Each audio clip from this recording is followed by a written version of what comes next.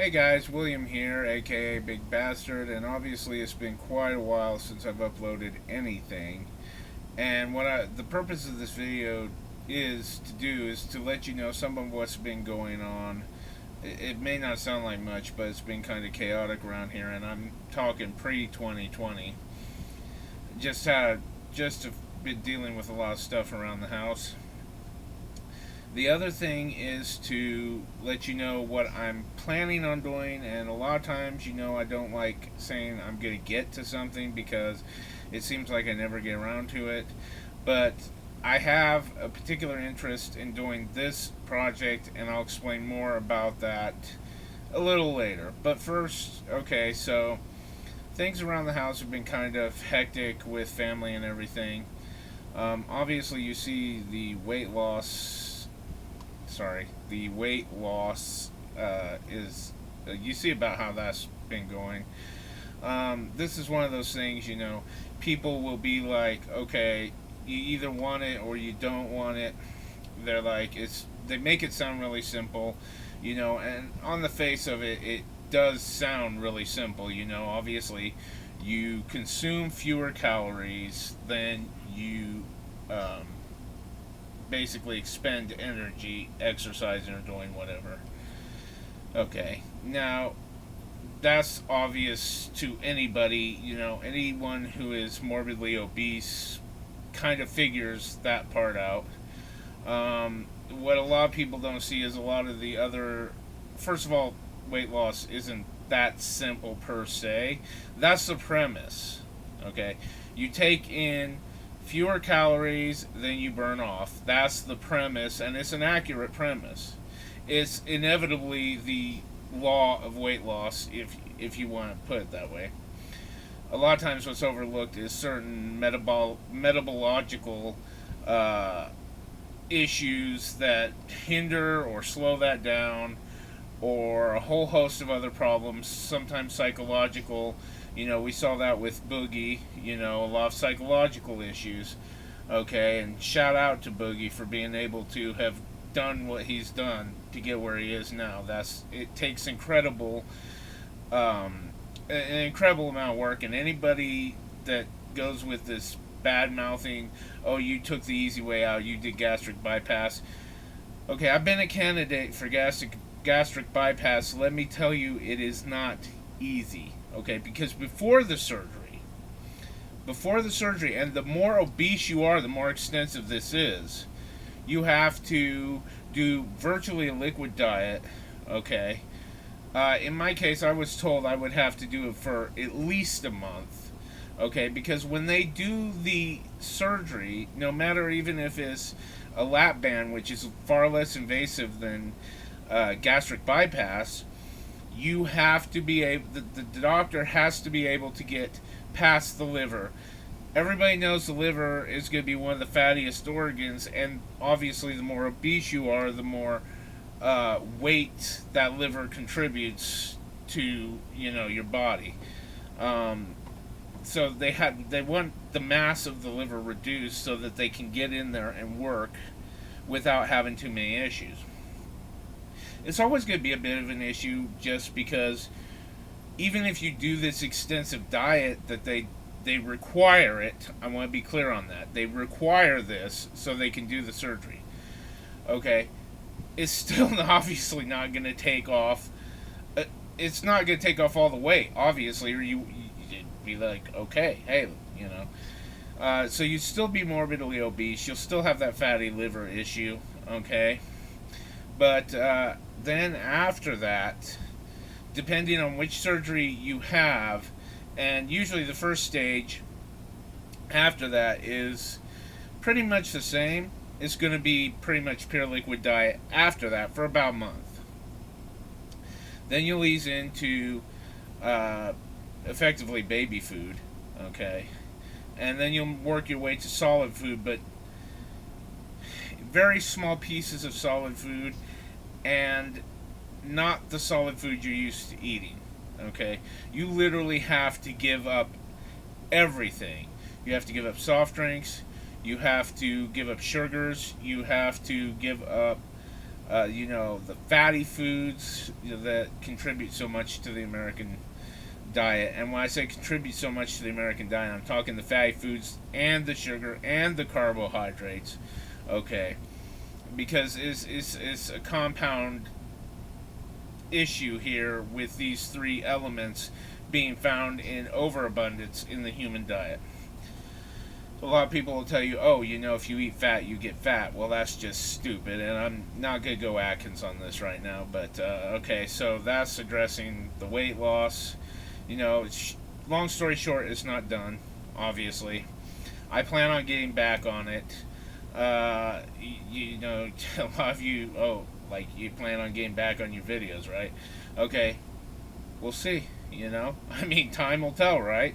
It'll either happen or it won't, okay? I'm not being blasé about this. I'm just saying it's the way things are, okay? You can't, to put it best, again, without being blasé, as Trump said, it is what it is. Now, he was being blasé when he said that. I'm not. And what I mean by that is I can't go back and undo everything that I've screwed up. I can't go back and rewrite my diet and somehow magically appear before you now, 200-300 pounds lighter. I can't do that, so I have to focus on the future. Okay, that's just all there is. This is another problem in weight loss. People want to hold everyone on to what they haven't done, what they haven't accomplished. They want to pound them on that rather than encouraging them to go forward, focus on the future, and do what needs done to get the issue taken care of. And they also refuse to accept it will either happen or it won't. Fact is, most of them have already decided and written off that it won't happen because you're lazy or you're shiftless or you're just a slug, shit like that. Okay, and I'm not gonna get into that. That's a whole nother dialogue for another time. Okay, so that's the thing with the weight loss. Okay, I've had a lot of schooling. I've had personal family issues overriding this. Some illness with immediate family that still has not been resolved. We're trying to work that out. Okay, so it's been a hairy 2 years here, at least, with everything that's been going on. Okay, and obviously, a lot of you could be like, well, you haven't been putting out videos for much longer than that. Okay, I know. I got that. That's not lost on me. I've told a lot of you this is kind of a personal project thing of mine, personal diary almost. A lot of people, they build model kits for hobbies. They do art for hobby. They do this and that for hobby. Okay, this is kind of that for me. Okay, when do I get on and talk about something and produce content?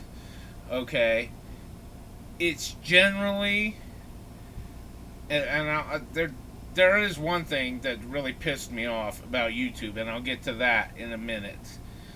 Something that did kind of stymie putting out content. I'll get to that in a minute. Okay, but right now what we're talking about here is overall is when I find something engaging that I feel I can contribute something to that hasn't been contributed before.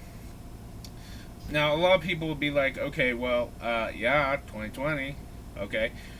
Well, let's break this down. Okay, first of all, aside the hecticness that, yes, there's a lot of YouTubers finding time for, in fact, is during a pandemic, a lot of people can only find time for YouTubing and being able to build their platform in that. And that's great. That's awesome. Okay. The thing is number one, I haven't felt the need to contribute to any of the discussion of 2020. And the reason is because usually I can offer unique, because of my age, because of a few other things, I can offer some unique intake on the events going around. With 2020, I have literally been, depending on the topic, on one side or the other. Okay, rarely does it blend. Okay, there are a few times when the topic does blur a little for me. And what I mean by that is, okay, so for example, this whole BLM movement thing coming up. Okay, I agree there's implicit racism. I agree that we have had issues with systemic racism. And I understand part of the structure of that through my sociology and that. A lot of people argue the structure of that.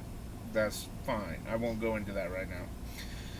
But then when you have someone like Oprah come out and remember, Oprah is fucking filthy rich, okay? And she's done a lot of good with that money. I'm not denying that. But when she comes out and tells you that the lowest, or even the lowest of the white people, those of us that are down in the dirt on the food chain of whiteness, okay, we're low SES, like myself and my family, many other people, particularly in rural areas like this, that we're better off somehow than the most prolific, highest paid African Americans. Okay, now you're going to start a fight. That shit pisses me off. The idea that somehow I'm better off because of my skin color, only because of my skin color, than Samuel L. Jackson, than Lawrence Fishburne, than Chadwick Boseman, rest in peace. Then a lot of these black African American actors that have been making tons of money, and I'm not begrudging them their wealth. They're entitled to that for what they've done.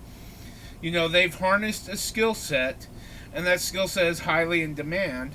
Okay, I don't have a problem with that. But when you start shoving it down my throat, when you try telling me that I'm better off on the lowest end of the food chain than these African American actors, then I'm going to get a little pissy. Actually, I'm going to get a lot pissy, as you're seeing. Okay? This idea that with the Academy Awards and the this whole Hollywood wokeness thing, that they're starting to push back on white males just by virtue of them being white males. Okay, I really have a problem with this. It's not just whiteness that's getting attacked. Okay, you had Halle Berry, an African American actress, have to apologize for wanting to play a transgender male. The fuck kind of world are we living in? Okay? I mean, right now, she should be one of the most, with everything that's going on, she should be one of the most privileged people in Hollywood, if you apply the wokeness method of thinking. Okay, she should be one of the most privileged people in Hollywood with everything that's going on. And yet she still had to apologize for wanting to play a male transgender. The fuck? Anyhow, so usually I end up on one side or the other, rarely with a blurring. There are times that it does blur, though. The other thing is there's so much prolific content on 2020. And, okay, when I said prolific content on 2020, I didn't mean the news show either. That was kind of funny, though. There's so much prolific content about 2020 that it's ridiculous to try to add anything to it. I mean, like, my sister had seen a video where the Holderness family had done a COVID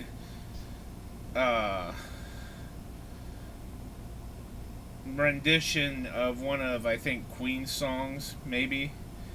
And then that just picked up, and then, like, everybody was doing it. And it's like, try to be original, try to offer something thought-provoking, try to offer something new, try to offer something novel. That's my take on it. Which you're going to find funny with the direction I'm going with content in a minute, but I'll get to that. Okay. So, now YouTube, getting back to that rant, YouTube demonetized me simply because I did not have the required threshold, the ridiculously required threshold of what is fucking 10K subscribers, something.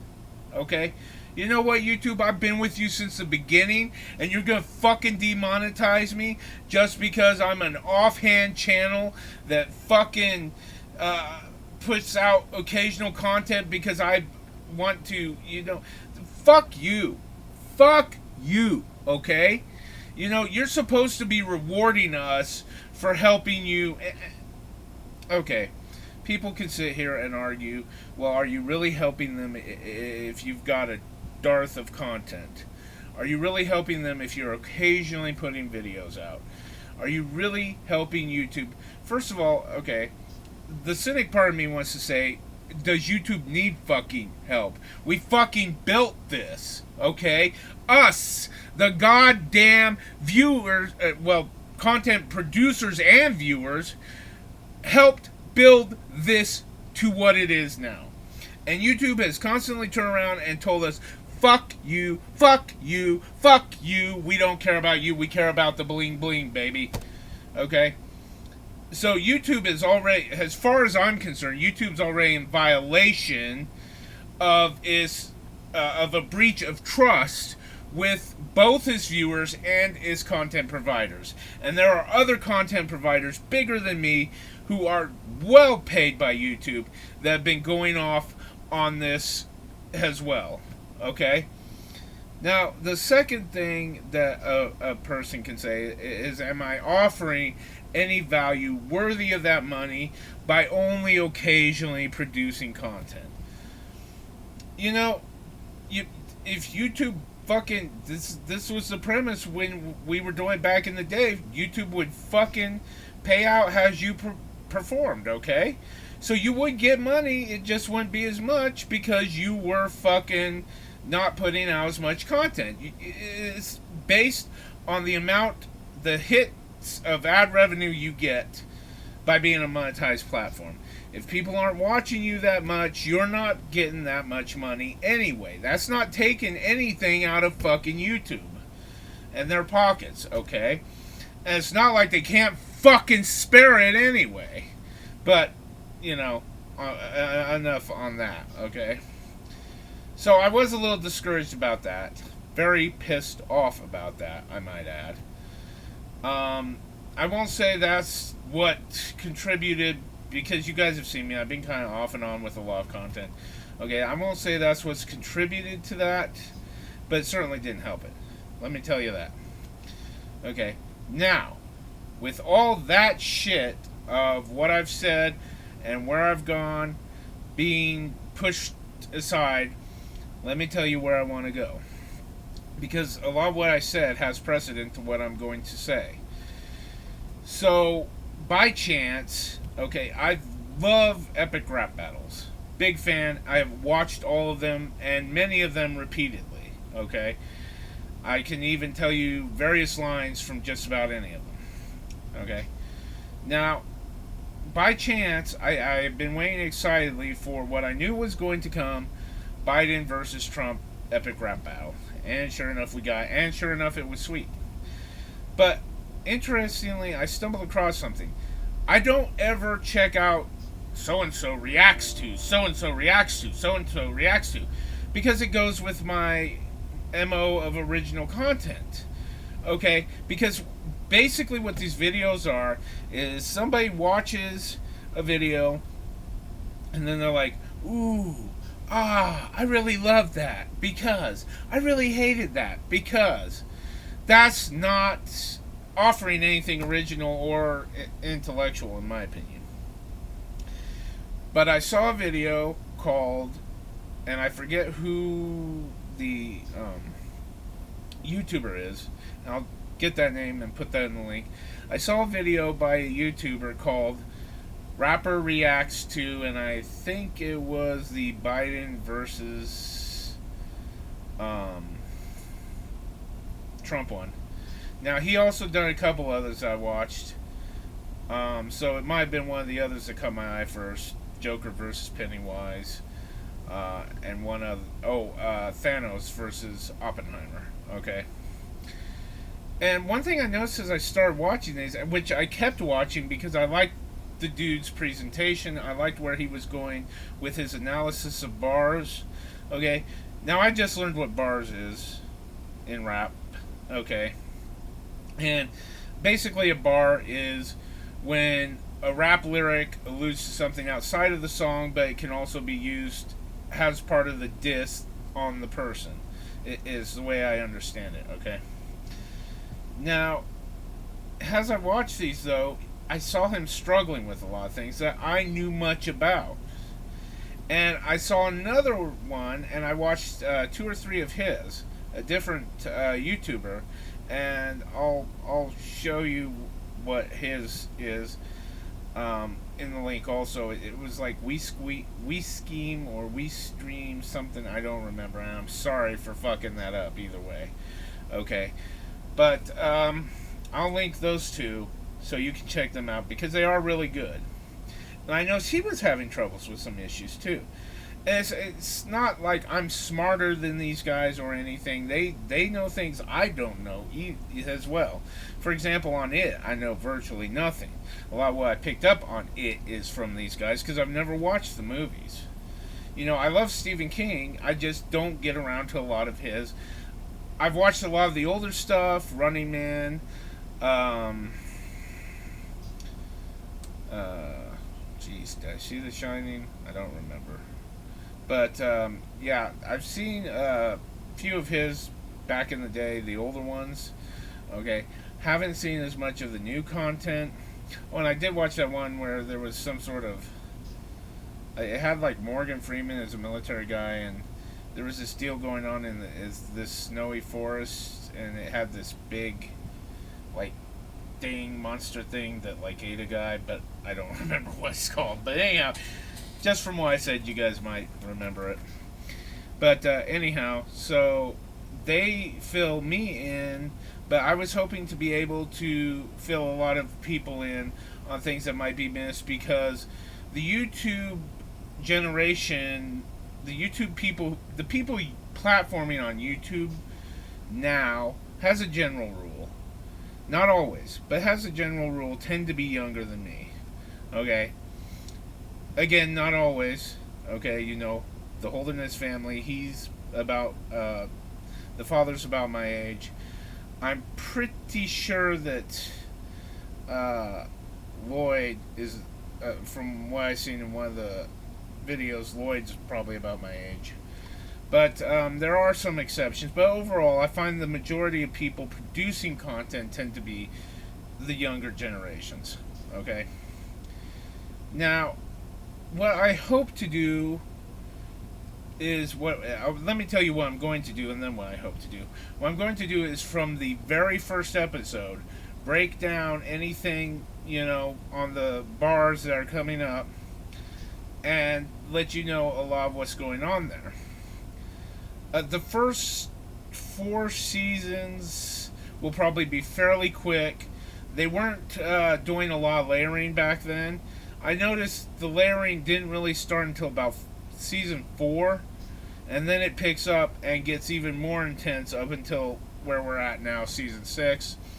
A lot of the earlier ones, it seems like they were trying to kind of not only fill rhymes in, so there was filler, but also tried to make kind of, you know, witty puns. You know, instead of doing the in-depth layering that they're doing now, it was more, can we get pun out of this? Okay? And now, it's so in-depth that you literally got to break it down and explain various factors involved in just about every bar now. They've gotten really good with this. Okay? Now, I want to use my knowledge to help contribute to this discussion in ways that I haven't seen contributed before. And on those two artists or those two content providers that I will be putting in this, their links to their channels in this video, I have left extensive comments, you know, because a lot of times they're like, you know, if you guys know more about this, let us know. Okay? But I hoped by putting out these videos that maybe people will find that and be like, oh shit, I didn't know that, you know? And if I can help anybody learn something new, you know, just like I appreciate when somebody helps me learn something new, then I believe we are contributing to a meaningful discussion with intelligent dialogue rather than just, you know, basically the social media equivalent of slapstick.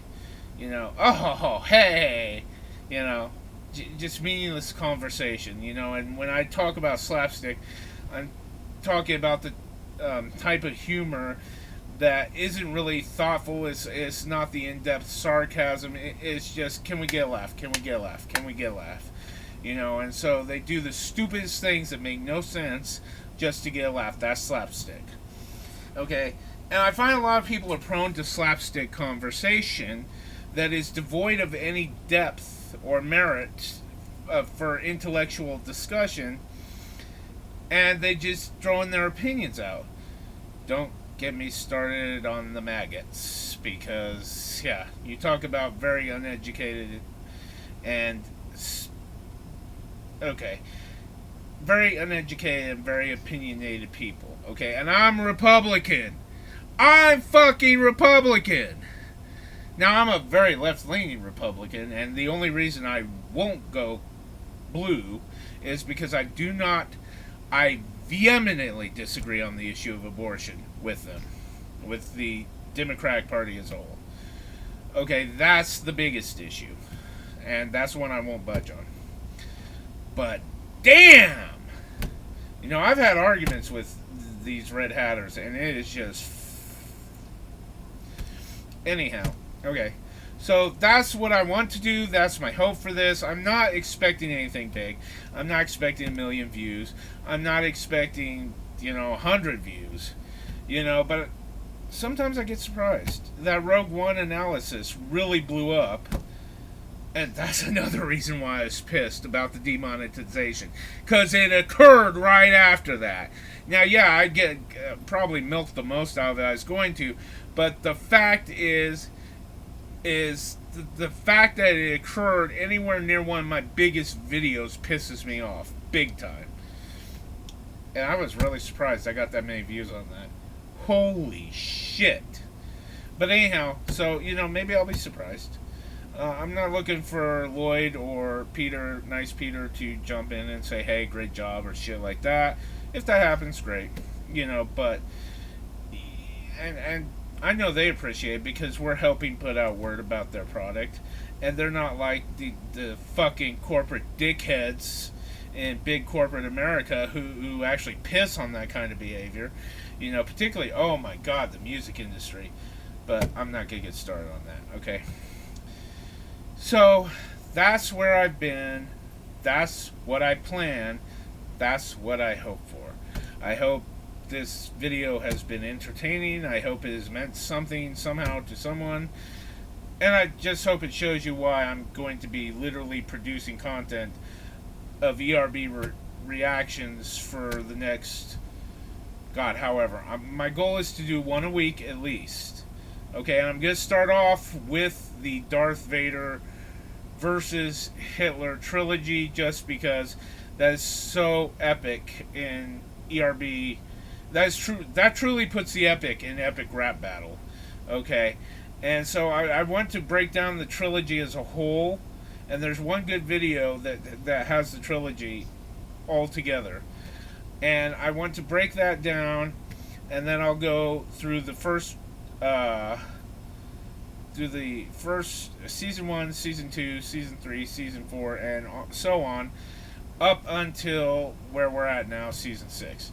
And I hope you guys enjoy it. I hope it's worth something to you, I'm not looking, like I said, I'm not looking to get money or pop out of this, or prop if you're not familiar with the wrestling term of pop. But I'm looking to try to help in some way enrich people's lives.